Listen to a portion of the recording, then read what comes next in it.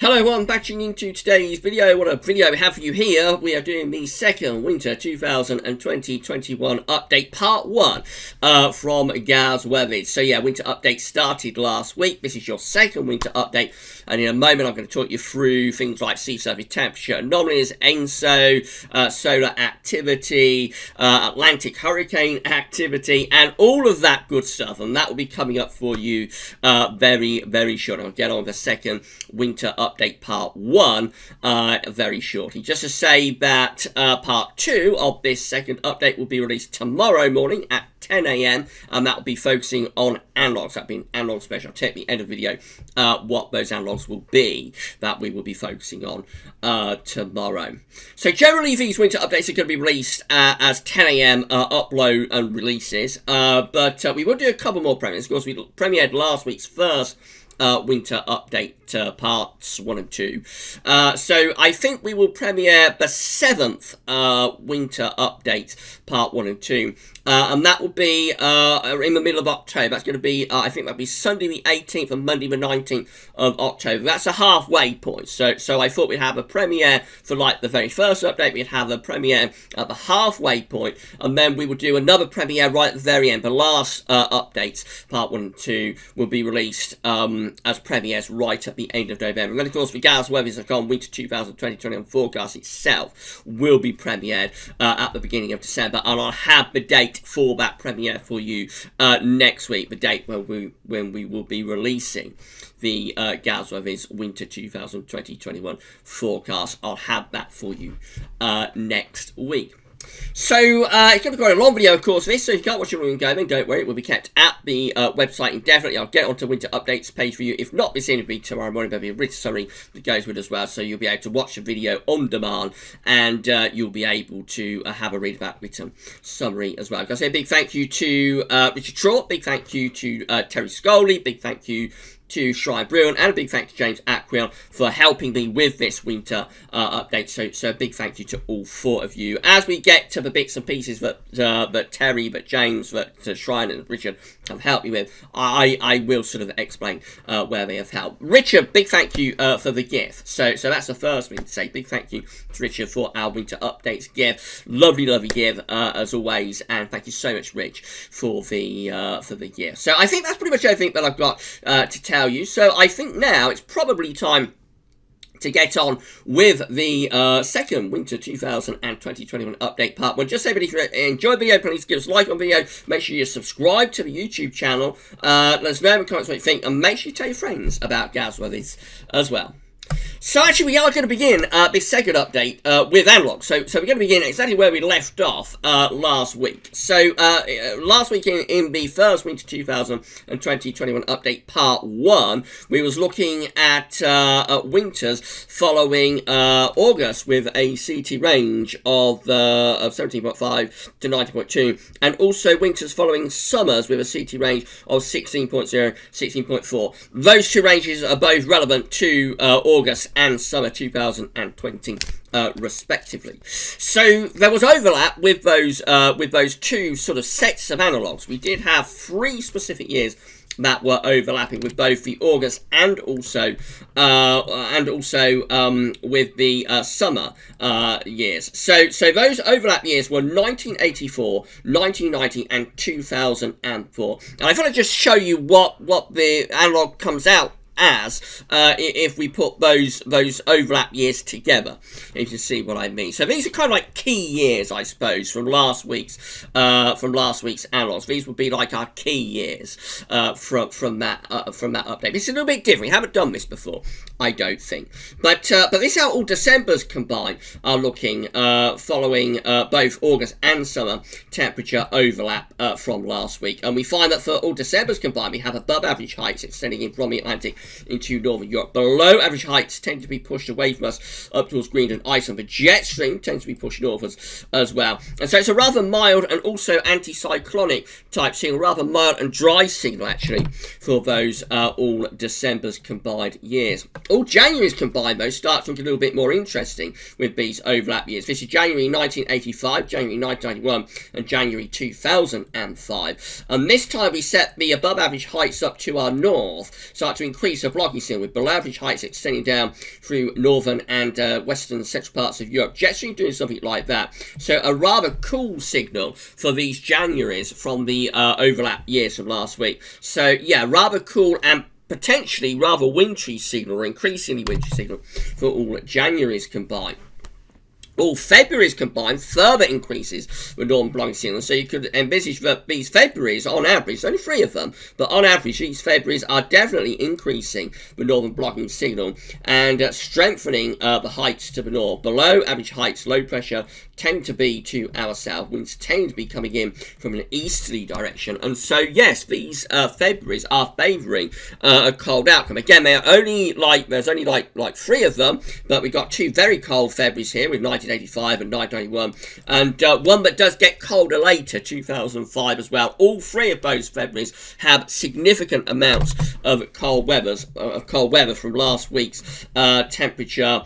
August and summer temperature overlap years, and then all Marches combined. Again, the northern blocking signal is increased for these all Marches combined years of 1985, 1991, and 2005, with heights really strengthening around Iceland and Greenland. Low pressure down here. Winds are favoured to be coming in from an easterly direction, so the cold could carry on actually out into March. And then finally, all winters combined are looking like that. This is how all winters combined, December to February, are looking following last week's overlap years for August and summer temperature CT data of 1985, 1991, 2005.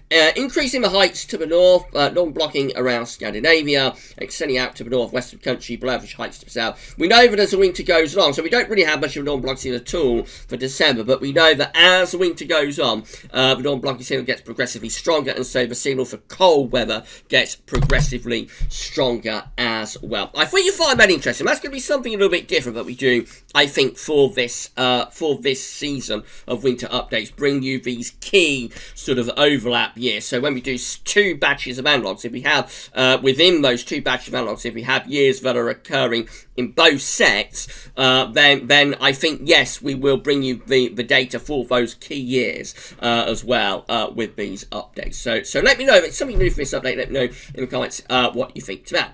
Right, let's carry on then. So this is our sea surface temperature anomalies. We're looking when we did last week's first winter 2020-21 update. Got 4 areas of interest. 4 areas of interest. We of course have the ENSO region just here. We've got the Northern Pacific over here. We've got the North Atlantic over there, and then we've got the Indian Ocean. Again, something new that we're including in this year's winter updates. The Indian Ocean is over there. So that's how things look for last week's first winter 2020-21 update. That's how the anomaly map looks from the 4th of September. Let's have a look at the latest.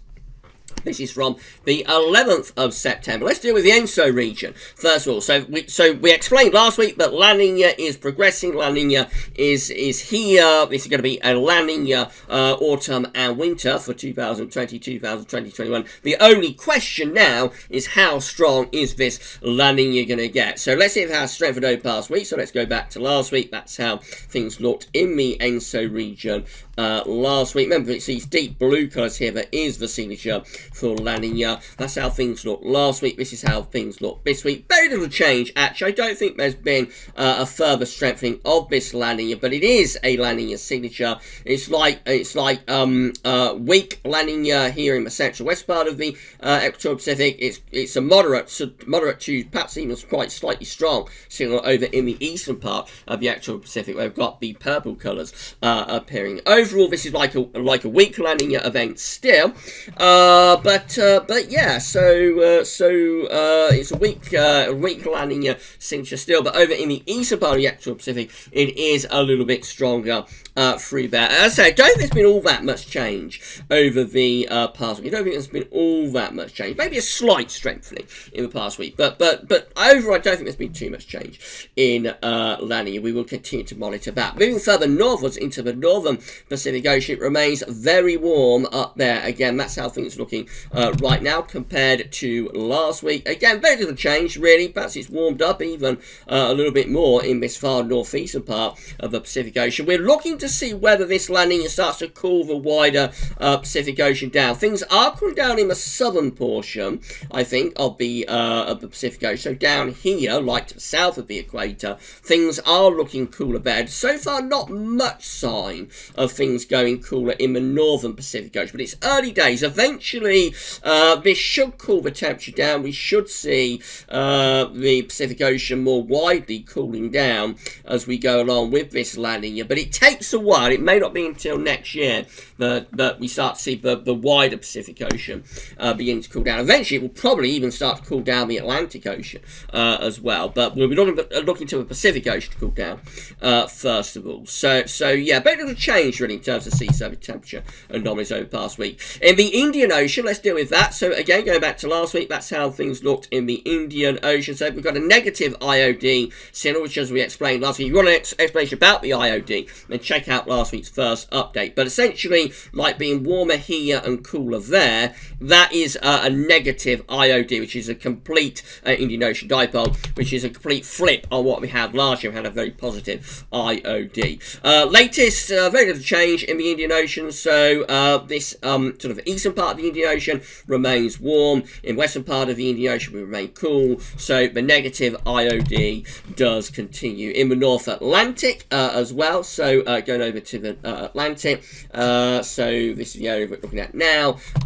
Again, going back to last week. So yeah, quite a warm Atlantic. We did last week's first winter 2020 update, significantly above average temperature, particularly so like in the north and in the north and northwest, so around here up the east coast of America, between Canada and Greenland, and then to the south of Greenland. It's very substantial warmer than average there, but it's also warmer than average through the tropical Atlantic as well. So that's how it looked last week. Very latest, again, very little change really. So it continues to be really warm through here, very, very much warmer than average around Newfoundland and going at the south of Greenland and between Greenland and Canada through there. So like in the western, northwest Atlantic, it is significantly warmer than average through there. Pretty warm through the tropical Atlantic as well, and also through the Caribbean and the Gulf of Mexico. That's setting up quite a big hurricane season. But change from last week, I don't think there's been too much change. It has perhaps cooled down a little bit just here. So just there, perhaps cooled down like around the south of the Azores and over towards the Canary Islands. Just cooled a little bit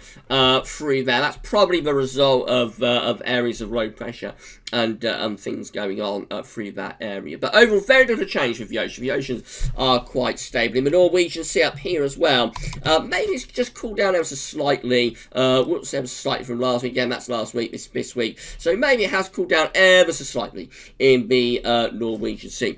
Now, I was worried because in a future update or updates, we are going to do comparisons, particularly in terms of the Atlantic. I want to do comparisons to see how the sea surface temperature in the Atlantic compare to previous years. And as you know, this is like a new version of the sea surface temperature anomalies that they've got at NOAA for this year. And I thought I was going to have to compare this to like the old version. I thought that's going to be very difficult. But my good friend Sani has come up with something really, really great. So actually, we are going to be able to do comparisons using like the new version of the anomaly maps. So this is like the new version of the anomaly map for the 11th of September 2019. So this will be the comparison from this year to last, from this year there to last year. That's the comparison.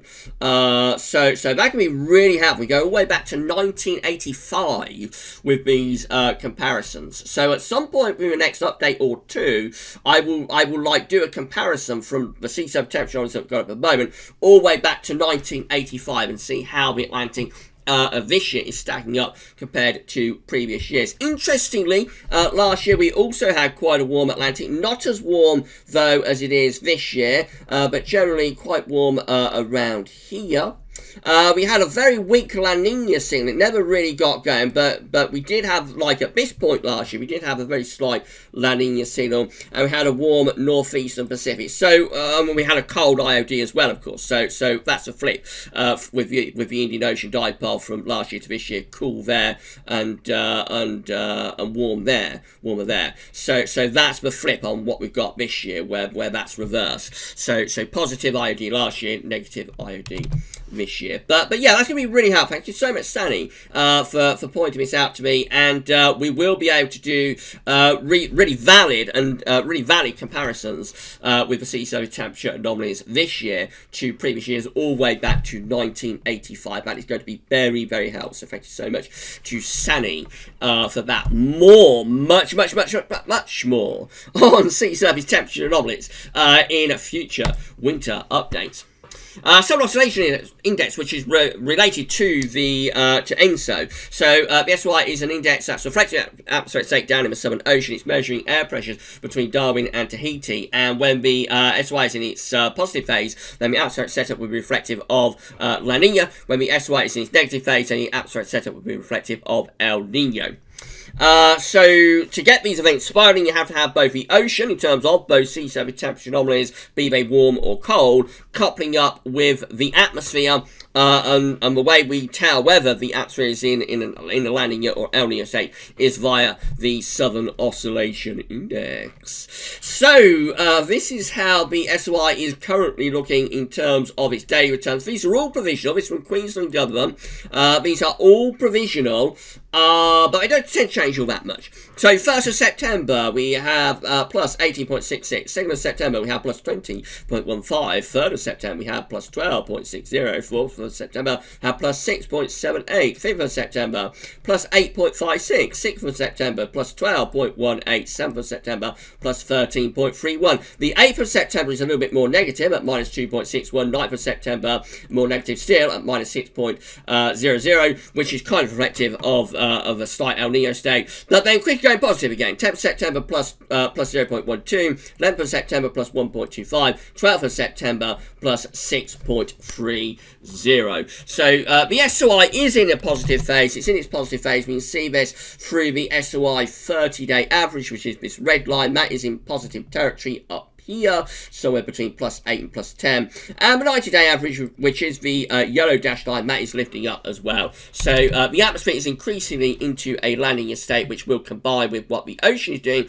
in terms of both cold and average sea surface temperature anomalies to keep this La Nina going for the rest of the year. CFSV2 continues to predict that La Nina will bottom out at a moderate event. So CFSV2 has been forecasting this La Nina right from the start of the year. Been an excellent forecast from the CFSV2. Our temperature numbers on the side, dates on the bottom. All important numbers have to be below average. Dates in monthly periods down here. So the black dash line is on summer mean. You can see that is dipping down to around 1.5 degrees below average at the peak of this La Nina event.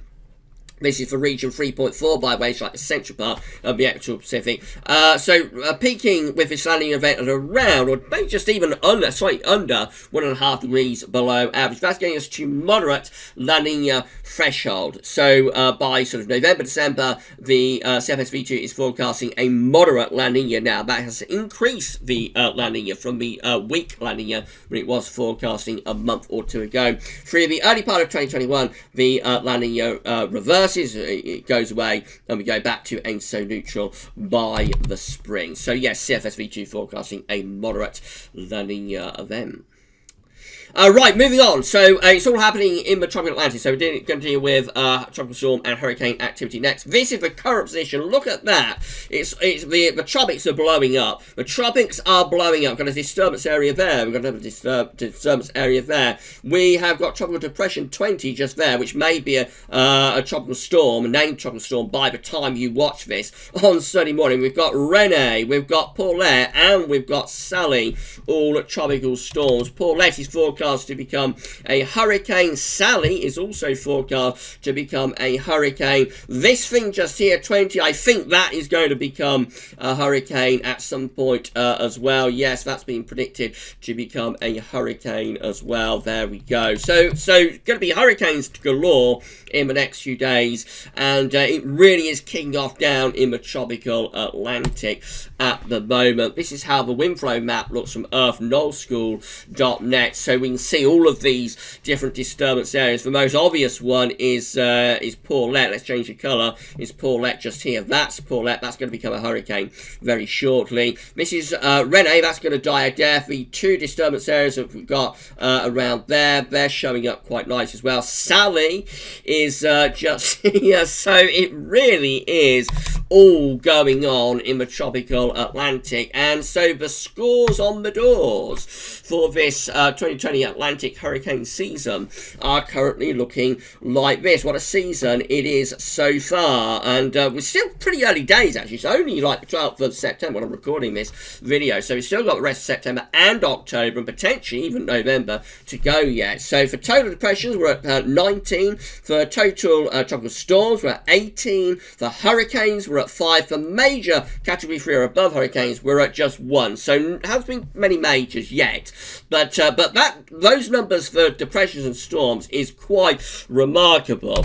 And so we looked at this last week. The accumulated cyclone energy ACE number for this hurricane season is beginning to increase. Our good friend Shryan Bruin is keeping this updated for you. Thank you so much, Shryan. So this is showing accumulated cyclone energy for every hurricane season going all the way back to 1851. So let's scroll down. It comes like in various categories. So we've got below normal, near normal, above average, and hyperactive. Hyperactive coloured in red, of course. Let's scroll down through all of the years, and we come down to 2020. So we explained last week that although we're having a big season in terms of storms and tropical storms, the overall number for ACE was very low last week. The overall number for accumulated cyclone energy was very low last week. It is increasing though. This is an increase over last week, quite a significant increase for 1 week. So for our ACE for this season, we are now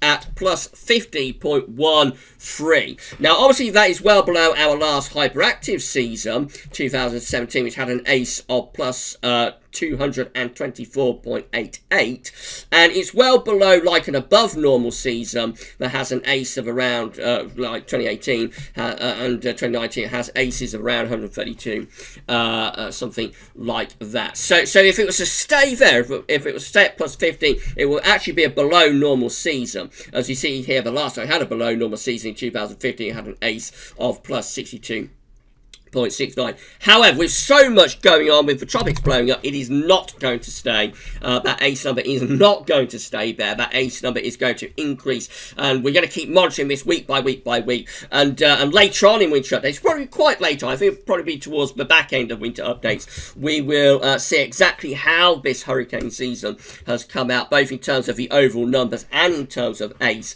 Through reanalysis, we will try to explain what that could mean for the winter. But yeah, the hurricane season is blowing up. The tropics are blowing up right now, and that ACE is going to rocket, I think. Big thanks to Shryan for keeping that updated for us. Right, okay, so we talked for 22 minutes. I'm going to pause the video there, and you go and get yourself a cup of tea, get yourself a couple of nibbles, whatever you like to nibble when you are watching the GavsWeatherVids Winter updates. So we're going to return, and I'll go through some more data with you for the second part of this second Winter 2020 update part 1. You don't forget yourself a cup of tea. I'm going to get yourself a glass of water. I'll see you back here very, very shortly. See you soon.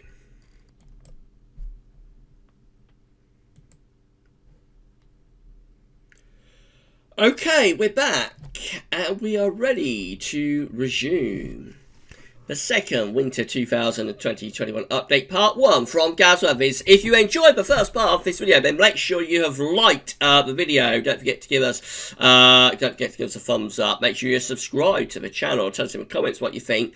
and don't forget to tell your friends about GavsWeatherVids. Right, let's get on with the second, with part 2 of the second Winter 2020 update, part 1. Right, I hope that all makes sense. Right, okay, so let's get on with it then. We're going to start off for this second part by having a look at solar activity. So this is how the solar disk looks on our side of this today from solarham.net. We've got a spotless solar disk. There are no sunspots visible on the solar disk on our side of this today. So therefore, solar activity is at very low levels and is expected to remain at very low levels for the next 3 days at least.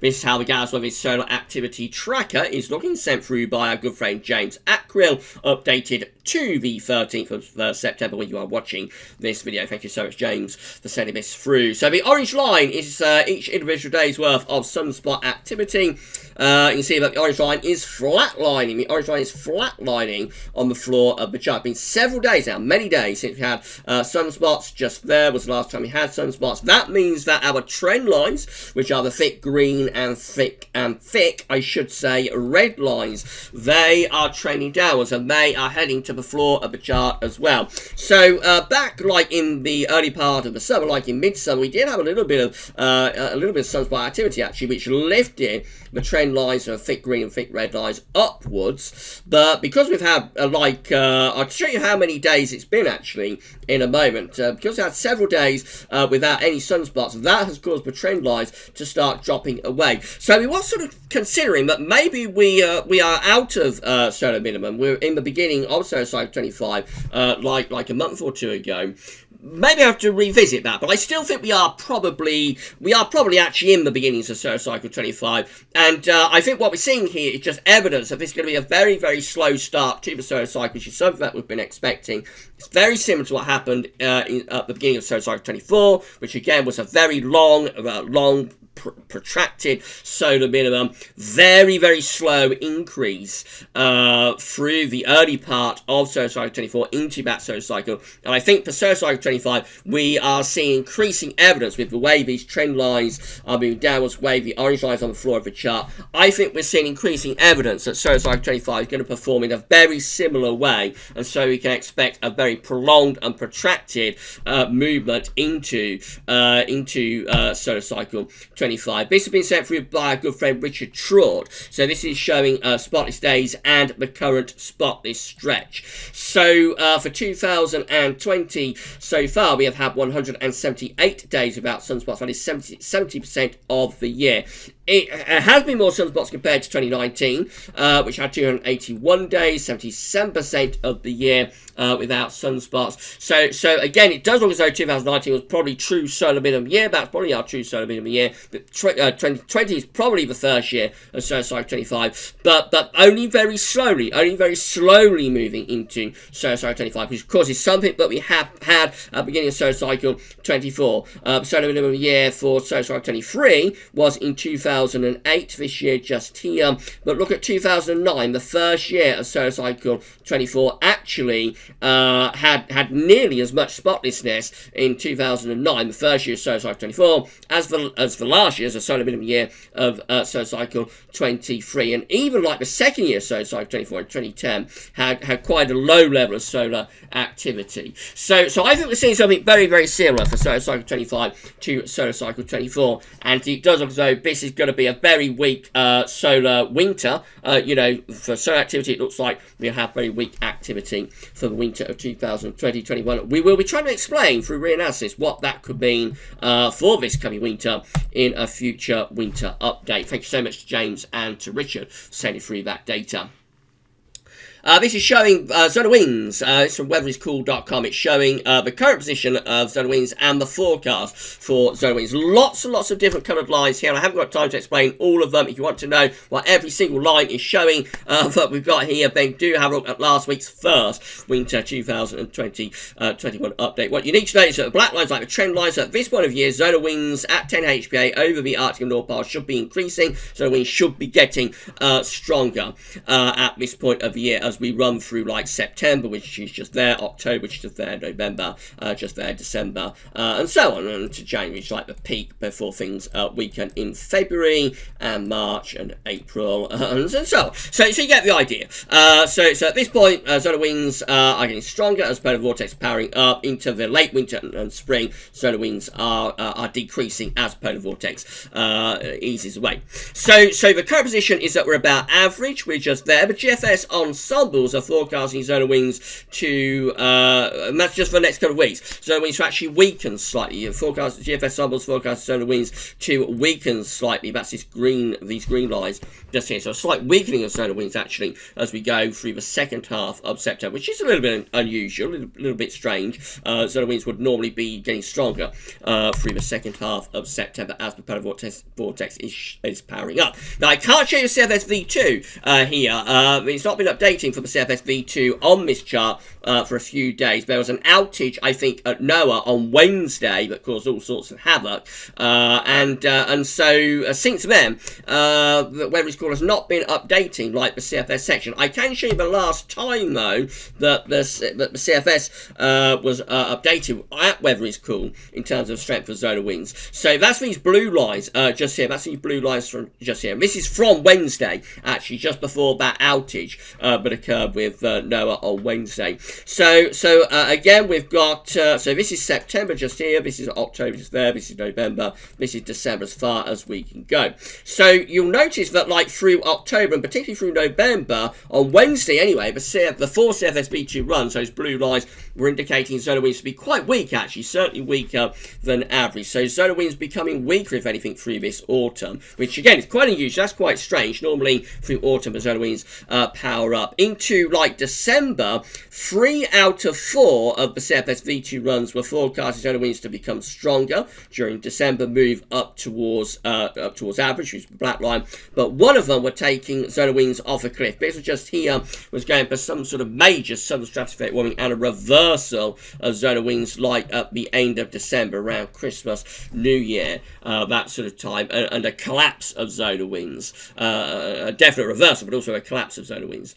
So that's what the CFS V2 was forecasting like on Wednesday with its 4 individual members. As I say, it's not updated, unfortunately, at Weather is Cool since then. But hopefully we'll be able to bring you a more recent update. We'll do next week's 3rd Winter 2020-21 update.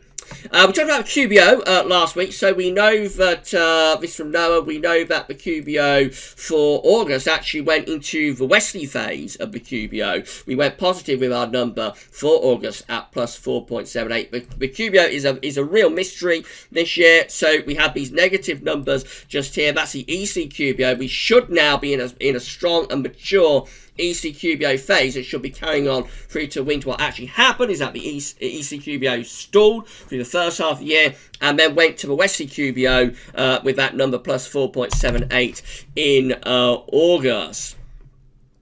This is from NASA, so again, this just shows how the QBO is changing on a day-by-day, week-by-week, month-by-month basis. So we've got the easterly QBO just here, we've got the westerly QBO just there. So that's the last time we had a proper easterly QBO, which was like 2017 to 2018. This is the last time we had a proper westerly QBO, which was 2018 to the end of 2019. And where we've got this blue area just here, that's the next easterly QBO. That's what should descend. We should have had that easterly QBO descending, and we should now be in a proper, mature easterly QBO phase. What's actually happened, the tropospheric level is 30 to 50 HPA just here. This is like the stratosphere up there. So what's actually happened is that in the tropospheric level, around 30 to 50 HPA, the westerly QBO has never truly went away. It almost went away just there, like around the spring.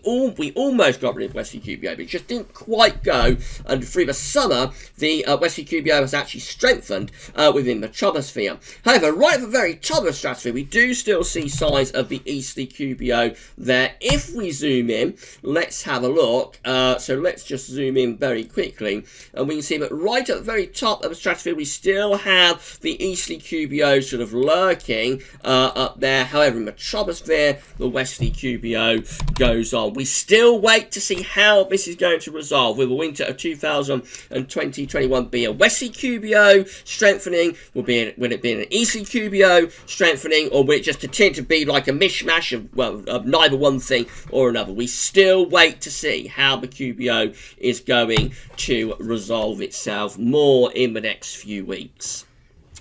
And then we're looking at Eurasian snow cover and Arctic sea ice finally for this second winter 2020-21 update. So this is how things looked in terms of Eurasian snow cover last week on the as of the 4th of September. Very little, just a little bit of smattering of snowflakes up here. And over past week we haven't gained anything. If anything, perhaps lost snow a little bit. So yeah, just a little smattering of snow in the far eastern part of Siberia, but generally still completely snow free across Eurasia and Siberia. It's still very early days. That's as of the 11th of September, still very early days. What you can see is that the Arctic sea ice melt season has continued. So if we go back to last week, the yellow area is showing where we've got Arctic sea ice, the blue areas where the ice has melted. So that's how it looked last week. This is how it looks this week. You can see we're taking a big chunk of Arctic sea ice has gone through here. So the melt season has continued. It has progressed over the past week. Let's have a look at this chart, which is from National Snow and Ice Data Center, finally, for this second winter 2020-21 update. So this year, for the melt season, and Arctic sea ice extent, with this year's the blue line just here. So these are our long-term trend lines up here. So we're well below average. We're well below our long-term trend lines, and we're having a very, very big melt season, of course. This melt season is going to continue for a while. Yeah, it will continue for a while. Yeah, let's see what time. So we're going to have to wrap the video up very, very soon, I think. Let's just fill in a couple of more recent years then. So 2019, this is how we compare to 2019 for the melt season. So we are under 2019. This is how we compare to 2018. We are under 2018, significantly so. That's 2017. We are under 2017. We are under 2016. We're under 2015 as well. We are under 2014, very substantially so for this melt season. We are also substantially under 2013, and this is 2012. This is a record minimum year. How do we compare to 2012? We are just above 2012, so we have had, it looks like we've had our second biggest melt season on record for Arctic sea ice. We are under all other years except for 2012, which is a record minimum. It's possible we may reach parity in the next few days with 2012, but I think we're going to finish just short of 2012. I think 2012 will hang on as the record minimum year, but this will be the second biggest season for Arctic sea ice melt.